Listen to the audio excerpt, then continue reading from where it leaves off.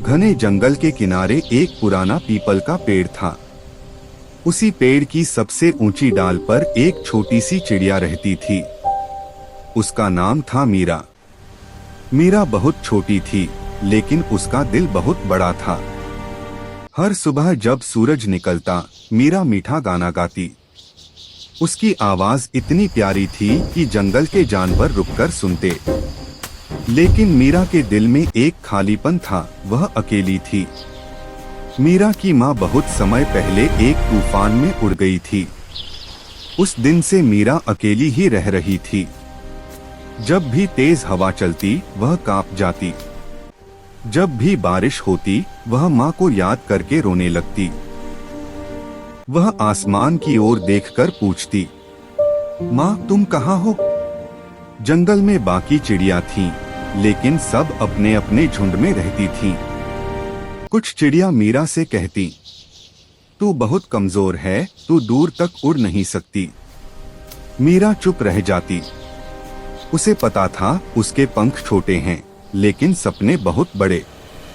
एक दिन जंगल में भयानक तूफान आया। पेड़ हिलने लगे, डालियां टूटने लगी। मीरा का छोटा सा घोंसला गिर गया। वह जमीन पर गिर पड़ी। उसके पंख में चोट लग गई। रात भर वह ठंड में कांपती रही। आसमान काला था, जंगल डरावना। मीरा रोती हुई बोली, अगर माँ होती तो मैं इतना नहीं डरती। सुबह होते ही एक बूढ़ा कछुआ वहां से गुजरा। उसने मीरा को देखा, इतनी छोटी और इतनी अकेली। कछुए ने उसे अपने खोल के पास बैठा लिया। कछुआ बोला, पंख छोटे हो तो क्या हुआ, हिम्मत हो तो रास्ता खुद बन जाता है।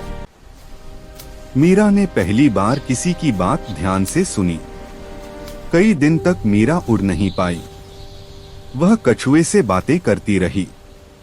उसने सीखा धैर्य, इंतजार और खुद पर भरोसा। धीरे धीरे उसका पंख ठीक होने लगा। एक सुबह मीरा ने आसमान की ओर देखा। डर था, लेकिन दिल में उम्मीद भी थी। उसने फड़फड़ाया। एक बार गिरी, फिर दोबारा कोशिश की, और इस बार वह उड़ गई। पूरे जंगल ने उसे देखा। वही चिड़िया जो उसका मजाक उड़ाती थीं, अब हैरान थीं। मीरा दूर नहीं उड़ी, लेकिन ऊंचा उड़ी। उसका गाना पहले से भी मीठा हो गया। अब वह अकेली नहीं थी, क्योंकि उसने खुद को पा लिया था। एक दिन मीरा ने आसमान की ओर देखकर कहा, माँ अब मैं डरती नहीं हूँ। आपने मुझे उड़ना सिखा दिया।